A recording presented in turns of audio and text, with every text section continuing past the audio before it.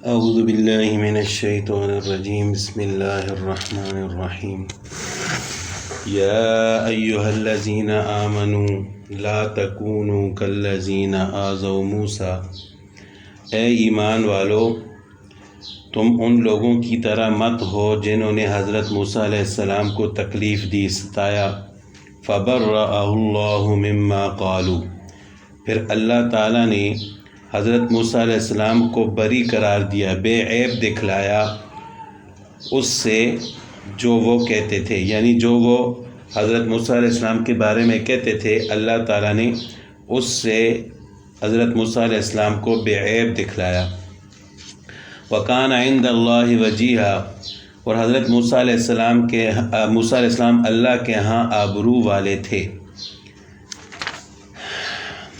یہ حضرت موسیٰ علیہ السلام کا ایک مشہور واقعہ ہے جس کی طرف اللہ تعالیٰ نے یہاں پر اشارہ فرما کر ایمان والوں کو تنبیہ کی ہے کہ آپ ان لوگوں کی طرح نہ ہونا جنہوں نے حضرت موسیٰ علیہ السلام کو تکلیف دی، ستایا۔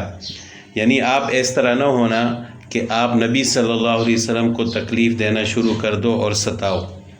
جس طرح پیچھے بھی گزرا تھا کہ جس شخص نے اللہ اور اس کے رسول کو تکلیف دی، لعنہم اللہ فی الدنیا والآخرۃ، تو اللہ تعالیٰ دنیا اور آخرت میں اس پر لعنت فرماتے ہیں۔ تو یہاں پر خطاب تو ایمان والوں کو ہے۔ ایمان والوں کو خطاب کا مطلب یہ ہے کہ یعنی غلطی سے بھی کبھی ایسا نہیں ہونا چاہیے، آپ کی زبان سے کوئی ایسا لفظ نہیں نکلنا چاہیے جس سے رسول اللہ صلی اللہ علیہ وسلم کو تکلیف ہو۔ باقی جان بوجھ کر تکلیف دینا یہ تو ایمان والوں کا کام نہیں ہے، اور خاص کر صحابہ کرام تو ایسا سوچ بھی نہیں سکتے تھے۔ تکلیف دینے کے جتنے بھی واقعات ہیں رسول اللہ صلی اللہ علیہ وسلم کو، وہ منافقین کے ہیں کہ یہودیوں نے، منافقین نے، کفار نے آپ صلی اللہ علیہ وسلم کو تکلیف دی۔ تو بہرحال یہاں پر ایمان والوں کو خطاب اس وجہ سے ہے کہ یعنی غلطی سے بھی کبھی ایسا نہیں ہونا چاہیے کہ آپ صلی اللہ علیہ وسلم کو کسی بات سے تکلیف ہو۔ اب موسیٰ علیہ السلام کو کیسے تکلیف دی گئی، کیسے ستایا گیا؟ تو امام بخاری رحمۃ اللہ علیہ نے کتاب التفسیر اور کتاب الانبیاء میں حضرت ابو ہریرہ رضی اللہ تعالیٰ عنہ سے روایت فرمایا ہے کہ حضرت موسیٰ علیہ السلام بہت حیا کرنے والے اور اپنے بدن کو چھپانے والے تھے۔ ان کے بدن کو کوئی نہ دیکھ سکتا تھا۔ جب غسل کی ضرورت ہوتی تو حضرت موسیٰ علیہ السلام پردہ کے اندر غسل فرماتے تھے، اور ان کی قوم بنی اسرائیل میں یہ عام رواج تھا کہ مرد ننگے ہو کر غسل کرتے تھے۔ تو بعض بنی اسرائیل نے، یعنی ان لوگوں میں سے بعض لوگوں نے یہ کہنا شروع کر دیا کہ موسیٰ علیہ السلام اس وجہ سے پردہ کر کے غسل فرماتے ہیں کہ ان کے جسم میں کوئی عیب ہے، ان کو برص کی بیماری ہے یا کوئی اور بیماری ہے جس کی وجہ سے حضرت موسیٰ علیہ السلام اپنا جسم چھپاتے ہیں اور پردہ کر کے غسل فرماتے ہیں۔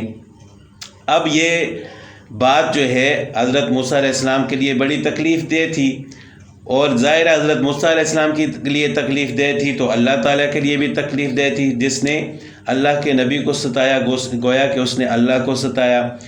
تو اللہ تعالیٰ نے ارادہ فرمایا کہ موسیٰ علیہ السلام کی اس طرح کے عیوب سے برات کا اظہار فرمائے۔ تو اللہ تعالیٰ نے ایک معجزہ کے طور پر حضرت موسیٰ علیہ السلام کے ساتھ ایک ایسا واقعہ پیش آیا کہ ایک روز موسیٰ علیہ السلام خلوت میں پردے کے اندر غسل فرما رہے تھے، تو حضرت موسیٰ علیہ السلام نے اپنے کپڑے اتار کر ایک پتھر پر رکھ دیے۔ جب غسل سے فارغ ہو کر اپنے کپڑے چاہنے لگے تو وہ پتھر جو کہ بے جان تھا وہ اللہ کے حکم سے حرکت میں آ گیا اور حضرت موسیٰ علیہ السلام کے وہ کپڑے لے کر بھاگ گیا۔ پھر موسیٰ علیہ السلام اپنی لاٹھی اٹھا کر پتھر کے پیچھے یہ کہتے ہوئے بھاگے کہ سو بھی حجرو، یعنی اے پتھر یہ میرے کپڑے ہیں، یہ میرے کپڑے ہیں۔ مگر پتھر چلتا رہا یہاں تک کہ یہ پتھر ایسی جگہ جا کر ٹھہرا جہاں پر لوگوں کا مجمع تھا، چند بنی اسرائیلی وہاں پر تھے۔ تو اس وقت بنی اسرائیلیوں نے موسیٰ علیہ السلام کو سر سے لے کر پاؤں تک دیکھا تو وہ صحیح سالم تھے، ان پر کسی قسم کا کوئی عیب نہیں تھا، کوئی برص کی بیماری نہیں تھی۔ تو اس طرح اللہ تعالیٰ نے حضرت موسیٰ علیہ السلام کی برات کو ظاہر فرمایا، بیان فرمایا۔ ویسے تو عام حالات میں موسیٰ علیہ السلام ان کے سامنے نہیں جا سکتے تھے ایسی حالت میں، لیکن یہ واقعہ پیش آیا کہ جس طرح وہ پتھر کے پیچھے بھاگے، پھر لوگوں نے ان کو دیکھ لیا، تو 12 لوگوں کے سامنے یہ بات ظاہر ہوگی کہ حضرت موسیٰ علیہ السلام کو اللہ تعالیٰ نے ہر عیب سے پاک بنایا ہے۔ حضرت موسیٰ علیہ السلام کے جسم پر کوئی عیب نہیں ہے۔ پتھر یہاں پہنچ کر رک گیا۔ موسیٰ علیہ السلام نے اپنے کپڑے اٹھا کر پہن لیے، پھر موسیٰ علیہ السلام نے پتھر کو لاٹھی سے مارنا شروع کیا، اور حدیث میں آتا ہے کہ خدا کی قسم اس پتھر میں موسیٰ علیہ السلام کی ضرب سے 3 یا 4 یا 5 اثر قائم ہو گئے، یعنی نشانات قائم ہو گئے۔ تو بہرحال یہ اللہ کی طرف سے ایک حکم تھا، اور یہ حضرت موسیٰ علیہ السلام کا معجزہ تھا۔ یہ واقعہ بیان فرما کر رسول اللہ صلی اللہ علیہ وسلم نے فرمایا کہ قرآن کی اس آیت کا یہی مطلب ہے، یعنی آیت مذکورہ کا، کہ کالذین آذوا موسیٰ، اے ایمان والو آپ ان لوگوں کی طرح نہ ہونا جنہوں نے موسیٰ علیہ السلام کو تکلیف دی تھی، یعنی موسیٰ علیہ السلام کے بارے میں طرح طرح کی باتیں کی تھیں کہ ان کے جسم میں عیب ہے۔ وَقَانَ عِنْدَ اللَّهِ وَجِيهًا، اور موسیٰ علیہ السلام اللہ کے نزدیک آبرو والے، عزت والے، وقار والے تھے، وجاہت والے تھے۔ اللہ کے نزدیک کسی کی وجاہت اور جاہ کا مطلب یہ ہے کہ اللہ تعالیٰ اس کی دعا کو قبول فرمائے، یعنی حضرت موسیٰ علیہ السلام مستجاب الدعوات تھے، اللہ تعالیٰ ان کی دعاؤں کو قبول فرماتے تھے۔ چنانچہ موسیٰ علیہ السلام کا مستجاب الدعوات ہونا قرآن میں اس کے کئی واقعات ہیں جن میں انہوں نے کسی چیز کی دعا مانگی تو اللہ تعالیٰ نے اسی طرح قبول فرمائی۔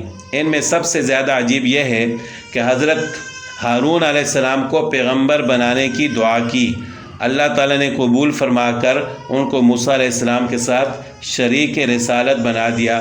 حالانکہ یہ منصب نبوت ایسی چیز ہے کہ یہ کسی کے مانگنے یا سفارش پر نہیں ملتی، لیکن موسیٰ علیہ السلام نے اللہ تعالیٰ سے دعا فرمائی۔ ہارون علیہ السلام ان کے بڑے بھائی تھے، تو اللہ تعالیٰ نے ہارون علیہ السلام کو بھی نبوت عطا فرمائی اور ان کو نائب بنایا۔ تو وَقَانَ عِنْدَ اللَّهِ وَجِيهًا، کہ وہ اللہ کے ہاں بڑے وقار والے، وجاہت والے تھے۔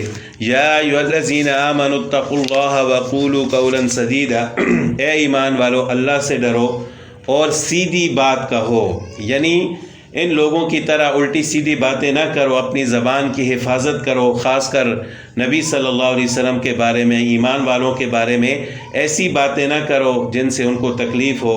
یصلح لکم اعمالکم، تم اگر اپنی زبان کی حفاظت کرو گے تو اللہ تعالیٰ تمہارے اعمال کو سنوار دے گا۔ یصلح لکم اعمالکم ویغفر لکم ذنوبکم، اور بخش دے گا تمہارے لیے تمہارے گناہوں کو۔ ومن یطع اللہ ورسولہ، اور جس شخص نے اللہ اور اس کے رسول کی اطاعت کی، فقد فاز فوزا عظیما، اس نے بڑی کامیابی حاصل کی۔ تو زبان کی حفاظت ایک ایسی چیز ہے جس کی وجہ سے اللہ تعالیٰ اس بندے کے باقی اعمال کو بھی سنوار دیتے ہیں۔ اور اگر انسان زبان کی حفاظت نہ کرے، جو منہ میں آئے کہتا رہے، یا کسی پر الزام تراشی کرے، غیبت کرے، جھوٹ بولے، تو پھر وہ گناہوں میں ڈوب جاتا ہے۔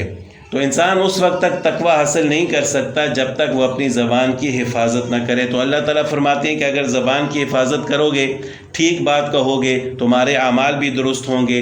یغفر لکم ذنوبکم، اللہ تعالیٰ تمہارے گناہوں کو بھی معاف فرمائیں گے۔ اور جس شخص نے اللہ اور اس کے رسول صلی اللہ علیہ وسلم کی اطاعت کی تو اس نے بڑی کامیابی حاصل کی۔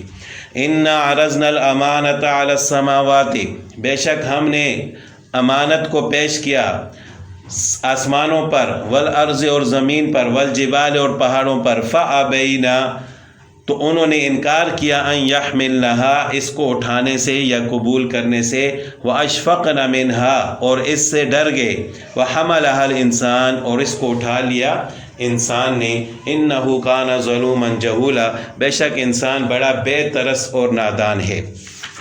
اب اس امانت سے کون سی امانت مراد ہے؟ تو ائمہ مفسرین، صحابہ و تابعین کے بہت سارے اس بارے میں اقوال ہیں کہ اس امانت سے کون سی امانت مراد ہے۔